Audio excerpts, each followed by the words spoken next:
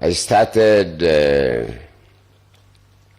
campaigning for presidential candidates in 1992 when I was campaigning for Raila Odinga and as a Kikuyu, and Matiba was the opposite candidate. Anytime I went to that side of the country, they would block roads. They would be told there is somebody who is a Kikuyu not campaigning for Matiba, but campaigning for Odinga. But when I get to where the roads are blocked, they see me, they say, oh, it's SK. Okay, we'll remove there. So they remove them and I go on. In 2022, there was no big deal because Raila had joined Kibaki to compete in a presidential election with Uhuru, and it was a Nisia election for Kibaki.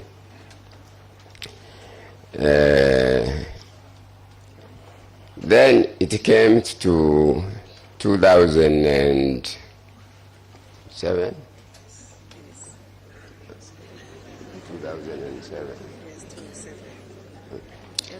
When Raila Odinga and the current President Ruto were presidential candidates against Kibaki. And again, Kibaki is a Kikuyu, and I happen to have been campaigning with for Raila everywhere in the country. That always gave a huge, and all that I'm going to mention, Betty, why she's a senator, is because she was charged by Mrs. Macharia to be in all those road shows and campaign, always to make sure that I'm well fed.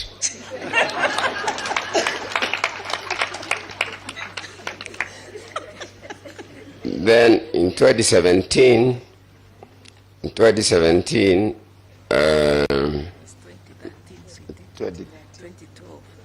Oh, 2012. Is it 2012? 2012. No, the one that Kibaki won. 207 against Raila. 207. Kibaki won, and we had data, complete data, that it's Raila who had won the election. I know some people will run away here, but let them run away because we agreed with the Getahi. I'm speaking to the soul of Getahi. Here is only the body. And we had agreed whoever dies first will reveal this information for the country. So that's why I'm doing it. Our data was showing Raila had won with 1.8 million votes, and I was picked from my house at night, and all the returning officers from Mount Kenya region were held somewhere, and their return forms taken, and I was taken to my office. I found some people, I'm not going to mention their names, and we changed all those figures, and Kibaki won the election against him. I'm not going to mention about 2013 election, which again was Uhuru, or 2012 to 2013. Again, I campaigned for Raila, and Royal Media had already started then, and Inoro TV and Citizen TV were switched off in the whole of Mount Kenya region, but that could not make me change my belief in Raila, because Raila was left to me by his father. Then we came to the election of 2022. 2017, before 2022. In the election of 2017, it was Raila against Uhuru and Ruto at that time, the current president. We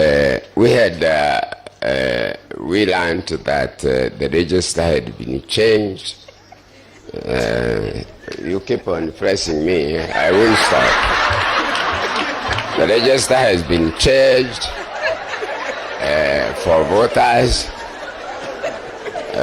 When you are registered a voter, you have your fingerprint, you have your photograph, and you have full names. That some names, they have taken some IDs from the death register, and they have the names, but they don't have a photograph. That's how Raila got beaten but remember, Malaga codified discrepancies and drew away the election.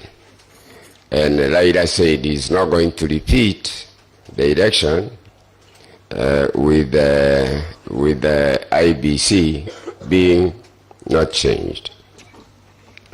So obviously it was Uhuru and Ruto. They won the second round, the repeat, easily. Then I want to mention, because all this is in our records, about the election of 2022. We went to Naivasha to plan for the election of Raila as a candidate. Again, remember, it is Uhuru against Raila, and I'm campaigning for Raila. And at Naivasha, I tried to explain that the register that is going to be used has fake voters, but Raila was so impatient, he stopped me from explaining. But these 4 commissioners that resigned in the end or were fired, they came to my house and I showed them how the register is not true. But that's how, obviously, again, and you remember Musando, that's how the votes have been put in.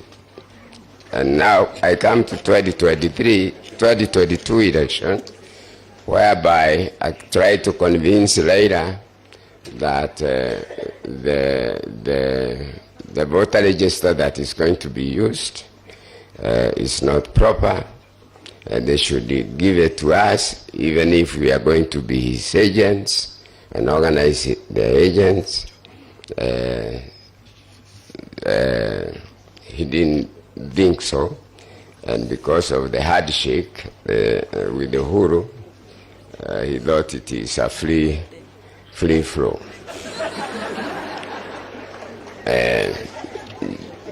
Just for jokes, 2022 election comes. It's Raila against Ruto. They were saying we have deep states, and Ruto would tell them which deep states you have, because Ruto knew exactly how the extra votes will be put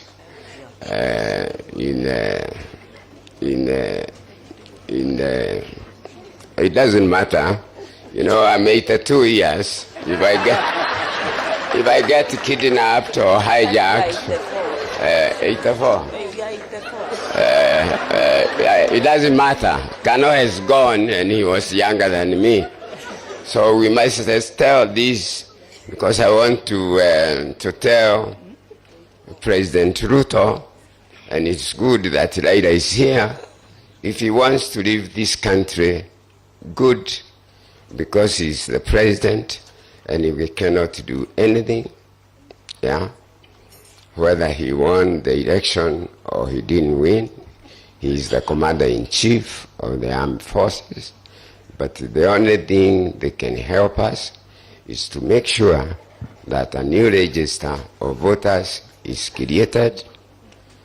If election comes before I pass on, like retiring in the next 2.5 years or so, so that all Kenyans can cast votes, and each vote will, even if I lose, he loses, at least he will leave a good country that counts votes, and each vote.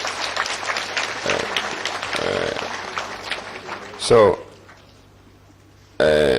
my fellow Kenyans, this is what I would ask for President Ruto to do for us, to have a new voter register, and to make sure that the next election, whoever gets elected will be elected by Kenyans by casting votes.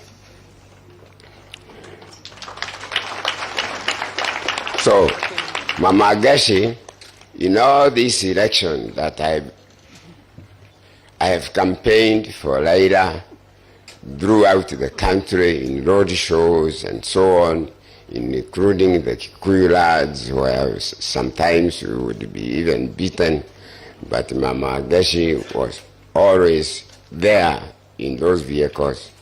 So even in this last election, for her to become a senator, in fact, the Montet wrote me a letter saying, how wonderful are you, SK?